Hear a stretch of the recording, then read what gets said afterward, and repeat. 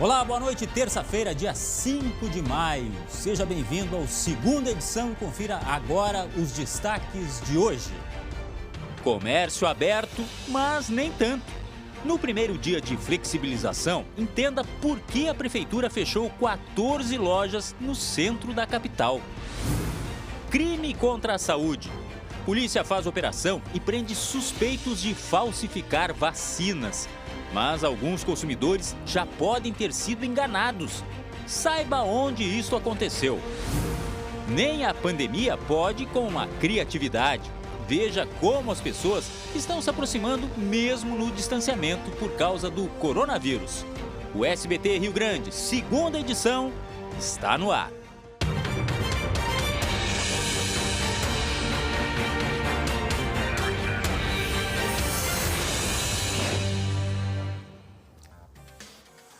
Boa noite. Daqui a pouco a gente fala sobre coronavírus, mas olha só, a atualização, a última atualização, realmente preocupa. Os números deram um pulo. Daqui a pouco a gente fala sobre isso. Agora, um outro assunto também que está muito na pauta. Para garantir o recebimento do auxílio emergencial, muitas pessoas madrugaram novamente nas filas nesta terça-feira. A Caixa garante que isso não é necessário e que todas as pessoas serão atendidas. Segundo o presidente do banco, as agências só fecharão depois de atenderem o último cliente a chegar dentro do horário de funcionamento. Em São Gabriel, nas Missões, a prefeitura colocou cadeiras e sinalizou o trânsito. Tudo para facilitar a organização das filas de pessoas para sacar auxílio emergencial do governo em frente à Caixa Econômica Federal. Cavaletes e um caminhão foram usados para ajudar na demarcação da fila. E assim que o banco abriu, já havia muita gente do lado de fora. Quem não conseguiu sacar no calendário por aniversário não precisa se preocupar. Ele não termina hoje, tá? Todos os saques, ele não tem data para sacar o término, porque todo o recurso ele é depositado numa conta, ou que a pessoa já tem, ou que a Caixa criou, que é conta digital, e ela não tem prazo para retirar. A data é só para quando começa. Então, por exemplo, hoje nós começamos a pagar novembro e dezembro, mas o cidadão ele pode vir semana que vem, daqui a um mês, daqui a 2, daqui a 3, porque o dinheiro está no nome dele. Já foi acreditado numa conta com o CPF dele. Em Porto Alegre, as agências abriram novamente mais cedo, às 8 da manhã. Algumas registraram filas antes do funcionamento. Nesta, que fica na Avenida Farrapos, a movimentação foi grande durante toda a manhã. Já nesta agência, no bairro Menino Deus, não tinha mais o típico movimento que costuma ter no início da tarde. E era só o que faltava. Mesmo no momento delicado para a saúde, os criminosos se aproveitam e vacinas que deveriam ser sinônimo de proteção viram caso de polícia. Uma operação do Departamento de Combate à Corrupção da Polícia Civil apreendeu medicamentos e prendeu 2 pessoas hoje em Passo Fundo. Os policiais investigam a venda de vacinas de combate à gripe que seriam falsificadas. Os criminosos chegaram a fechar um contrato com a Prefeitura de Coxilha, no norte do estado, mas o pagamento de R$ 19.500 não foi feito porque os funcionários suspeitaram da empresa. O laboratório confirmou que não produziu as vacinas apreendidas. Farmácias de outros municípios, como Água Santa, também no norte, já teriam aplicado a vacina.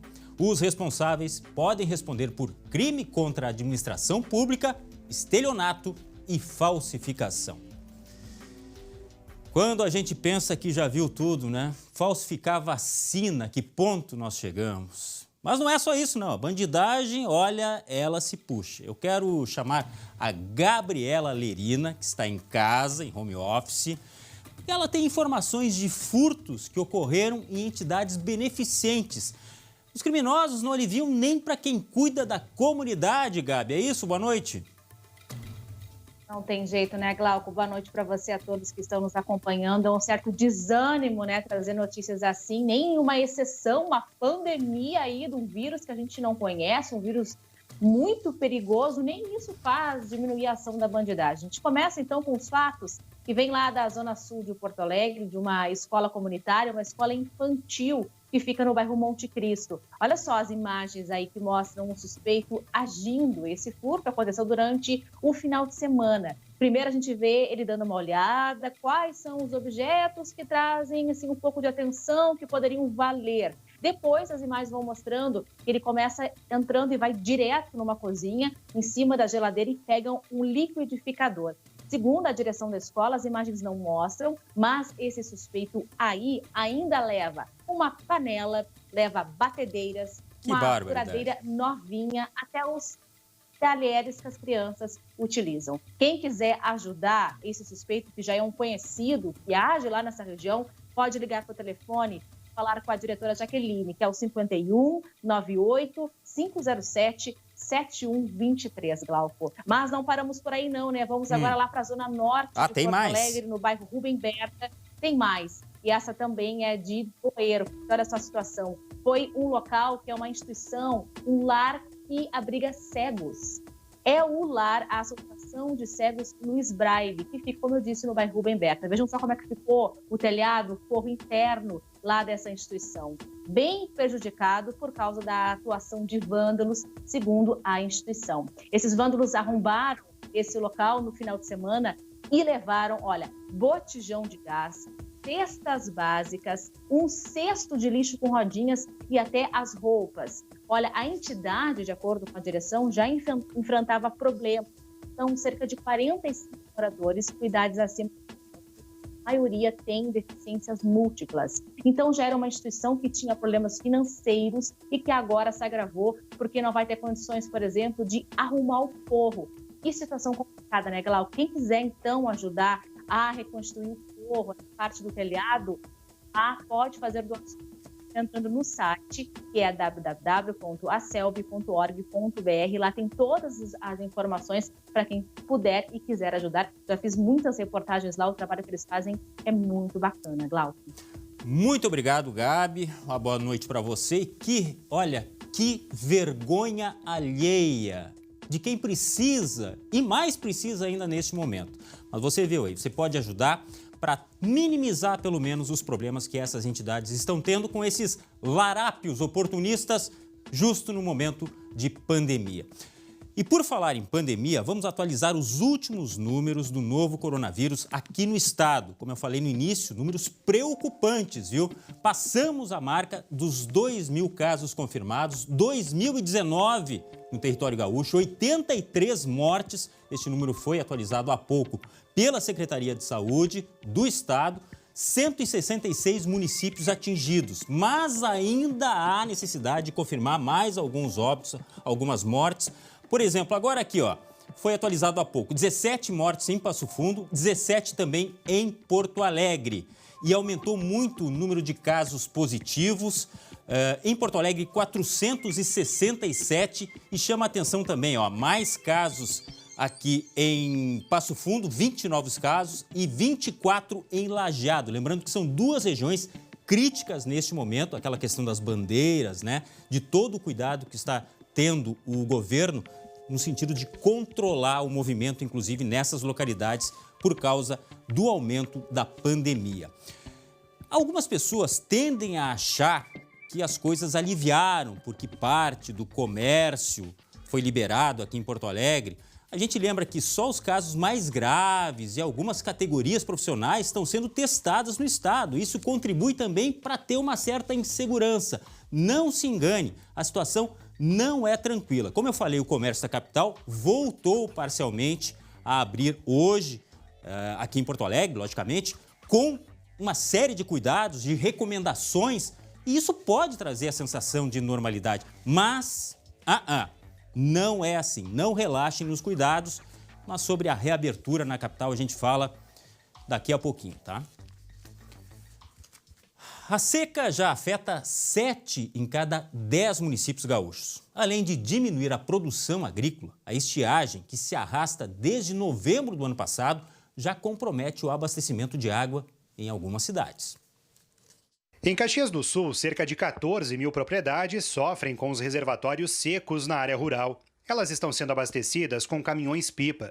O volume de água da chuva, que deixou de ser coletado nas 5 represas, poderia abastecer a cidade por 3 meses. Mas há municípios em situação ainda mais complicada. Farroupilha decretou situação de emergência. A barragem, que abastece a maior parte da cidade, está cerca de 5 metros abaixo do normal, algo que há tempo os moradores não viam. Em 1997 ela baixou, mas não tanto, chegou a 2 metros. Depois de lá para cá, ela sempre se manteve. Desde a última semana, está proibido o uso de água para lavar carros, calçadas e telhados. A ordem é economizar para evitar racionamento. Para lavar louça também a gente já moia, depois passa sabão, depois enxagou, né? As roupas também a gente vai juntando quando dá uma maquinada para não estar sempre gastando, né? Pouco, né? Por água por vez, né? Garibaldi é outra cidade que está enfrentando problemas. A barragem aqui onde nós estamos está com 2,10 metros abaixo do nível normal. O racionamento de água só não começou por causa dos poços artesianos. Ao todo, 15 poços fornecem água, que é transportada por caminhões-pipa até a estação de tratamento. A gente está sem precipitação considerável desde novembro. Então, a gente pede carinhosamente ajuda da população. A gente tem que ter ajuda deles. Sem isso, a gente não vai conseguir manter Garibaldi abastecido. Além de Garibaldi, a Corsan vem utilizando 40 caminhões-pipa para fornecer água a outros 9 municípios da Serra, Norte e Vale do Taquari. O período provável de chuva dentro da média vai ser esses próximos meses de inverno. Maio já vai ter chuva próxima da média na metade norte do estado, junho e julho, dentro da sua climatologia, da sua condição normal. Tem frentes frias passando pelo estado e trazendo chuva mais abundante, mais persistente. Provavelmente ainda não vai recuperar 100% dos efeitos, especialmente nos rios. Não ao desperdício. Dia de otimismo no comércio da capital. Pequenos comerciantes, microempresas e autônomos puderam voltar a atender o público depois de mais de um mês fechados. Mas a reabertura veio com regras rígidas e quem não obedeceu os decretos municipais acabou com o estabelecimento interditado. Depois de mais de um mês com atendimento virtual, este estúdio de Pilates voltou a atender. Passar álcool nos equipamentos, passar pano nas superfícies com álcool. Essas são as medidas que a gente vai adotar. Rogério, praticante de Pilates há 1 ano, foi um dos primeiros a voltar. Com toda a proteção necessária, me sinto melhor fazendo aqui. No centro de Porto Alegre, muito movimento nas ruas. O decreto municipal permite o funcionamento de atividades de autônomos, profissionais liberais, microempreendedores individuais e microempresas. Bares e restaurantes seguem operando apenas no sistema Pegue Leve ou Delivery. Nós estamos indo, na verdade, junto com outras poucas cidades que fizeram as mesmas ações que nós, nos mesmos prazos adequados. Quem abriu as portas sem autorização teve o estabelecimento interditado. O principal problema são algumas lojas em centros comerciais que ainda não podem operar e lojas que não se enquadram como microempresas. A flexibilização do isolamento será gradual conforme a situação do sistema de saúde, que hoje apresenta ocupação de 70% dos leitos de UTI. Cerca de 150 mil trabalhadores devem voltar a circular pela cidade com as novas medidas. Segundo a Prefeitura, os efeitos desta retomada da economia serão sentidos daqui 15 dias. Esta loja de roupas reabriu após 1 mês e meio fechada. Clientes precisam passar álcool gel nas mãos e só podem entrar de máscara. Álcool gel, máscara, o cliente não entra sem máscara. Foi um alívio porque realmente temos funcionários, temos compromisso. É aquela velha história, né? Fazer lei, fazer decreto é fácil, mas e a fiscalização? Bom, esta é uma resposta, porque afinal de contas não estamos lidando com qualquer assunto, é um assunto de saúde pública. E o último decreto municipal, que permite a abertura parcial do comércio, é o mesmo que fala do esporte, da possibilidade de treinos. Só que convenhamos, abrir o comércio é uma coisa, treino geralmente tem aglomeração. E aí, vai ter futebol? Bom, o presidente da Federação Gaúcha de Futebol levou hoje ao governador Eduardo Leite uma proposta para a conclusão do Campeonato Gaúcho. O governador ficou de analisar e responder até o fim de semana. Na dupla Grenal, o momento já é de mãos à obra devidamente lavadas com água, sabão e depois álcool gel. O que se viu hoje no Inter foi jogadores e profissionais de saúde lado a lado. Os atletas passaram por avaliações diárias. A higienização foi reforçada e em grupos os jogadores usam os equipamentos e depois limpam. Até o massagista teve que vestir uma roupa especial para evitar contaminações. o Grêmio também está se adequando à nova realidade, com testes nos atletas e demais integrantes do futebol. Dá para ver aí, ó, medição de temperatura dos atletas que chegavam no CT Luiz Carvalho. Os treinos, na verdade, ainda não começaram, mas já tem um desfalque. O técnico Renato Portaluppi foi orientado a ficar no Rio de Janeiro em isolamento por ser do grupo de risco. A gente lembra que o Renato passou recentemente por 2 cirurgias cardíacas. E é claro que o Renato também foi criticado, porque afinal de contas estava lá no Rio e foi para a praia, né? Renato, abre o olho, hein? Um setor que está tentando reagir em meio à crise é o de flores. Isso mesmo. No Momento Agro de hoje, a Alessandra Bergman nos conta. Será que as mães vão ganhar buquês floridos em meio à pandemia?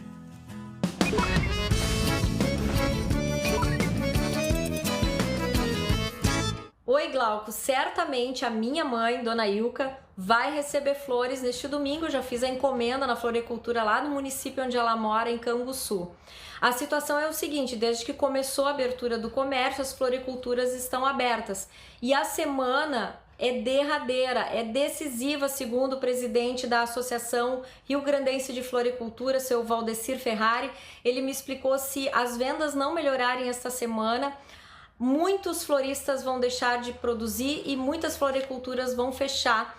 Os prejuízos e a queda nas vendas chegam a 60% desde que a pandemia começou, pois não aconteceram mais festas, nem os cemitérios e nem os crematórios passaram a comprar flores neste período. O Ministério da Agricultura está fazendo um apelo, um pedido para os estados para que eles liberem a abertura das floriculturas, pelo menos neste período, para que eles possam começar a vender neste período do Dia das Mães, que é um dos momentos que mais vende flores no Brasil. Nas redes sociais, o próprio setor do agronegócio está fazendo uma forte campanha incentivando o público a dar flores para suas mães neste domingo. Afinal, né, Glauco, já dizia o poeta, as flores são o alimento da alma. E eu acho que a gente está precisando bastante deste alimento neste momento. É contigo.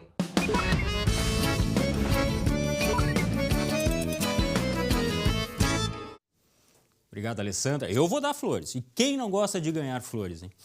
Olha só, a gente já volta com estes destaques aí, ó. Ladrão se passa por cliente mascarado, cara de pau, na verdade, né? E também como os gaúchos estão dando um jeitinho de amenizar o isolamento sem se colocar em risco. Até já!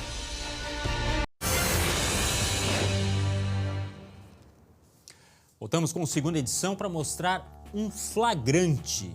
No início da tarde de hoje, um bandido se passou por cliente para assaltar uma farmácia aqui na Zona Sul, no bairro Cavalhada, em Porto Alegre. O criminoso, que estava com uma faca escondida, chegou no estabelecimento usando uma máscara e simulou entregar uma receita. Neste momento, ele manda a balconista devolver o papel junto com o dinheiro que tinha no caixa. Buscas pelo bandido são feitas na região. Agora, com todo mundo usando máscara neste momento, é difícil achar esse cara, né? É fácil para ele se esconder, né, atrás desta máscara e praticar crimes. Infelizmente, eles se aproveitam dessa situação que estamos vivendo para fazer o mal. A polícia até pede a colaboração. Quem possa ter visto, possa ter presenciado esse elemento saindo da farmácia, que ajude. Porque, afinal de contas, olha só, você vê nas imagens aí, colocou a máscara como se fosse um cliente comum, acessou a farmácia, respeitou a distância, pelo menos teoricamente ali ele estava correto, mas fez a coisa mais incorreta que pode, foi assaltar a farmácia, e justamente um local que tem grande movimento. Ainda bem que naquele momento não, né? Agora, que tal aliviar a tensão? Mesmo com pandemia, números preocupantes, como a gente mostrou, né? E mesmo à distância. Grupos de amigos estão encontrando formas criativas de amenizar o isolamento. Para isso, precisa só de internet e clicar o Enter. Veja na reportagem da Luciane Com. O que você tem feito nesta quarentena? O professor de gestão da Faculdade Senac sugere fugir um pouco da rotina. Convide seus amigos, suas amigas, seus familiares e organize um happy hour, cada um na sua casa. Empresários do setor gastronômico estão organizando jantares virtuais, o Delivery Experience POA. Os clientes recebem a comida e a bebida em casa, se encontram pela internet e ainda doam alimentos e agasalhos. Outra dica do professor é acampar na sala de casa. À meia-noite, uma senhora com uma faca na mão passava manteiga no pão. Foi o que a família do Felipe fez. Os 2 filhos montaram a cabana na sala e participaram desta grande aventura. Meu filho criou a cabana e a gente contou a partir dela, fez uma brincadeira com a história do coronavírus. Quem gosta de cantar pode organizar um karaokê em família. E olha, não precisa ter nenhum aparelho especial não, viu? Basta ter um computador ou uma TV com internet, acessar o aplicativo YouTube, digitar karaokê, o nome da música da sua preferência e bom divertimento. E nessa loucura de dizer que não se quer. E a música pode dar ritmo e melodia para contos infantis. Era um biquíni de bolinha amarelinha tão pequenininho, mal cabia na Ana Maria. A Júlia é contadora de histórias e professora de música. Na quarentena, ela está fazendo vídeos para a criançada. Comecei a contar histórias e fazer músicas e compor e trocar com as pessoas. Aplicativos como o TikTok têm feito a alegria das famílias. A festa do PowerPoint, em que cada integrante faz a apresentação de um tema, viralizou nas redes. A plataforma reúne desafios de dança e brincadeiras para todas as idades. Que legal! A internet tem coisa boa, sim, não é só fake news. Procura lá mais criatividade, menos ansiedade. Uma ótima noite a todos e até amanhã.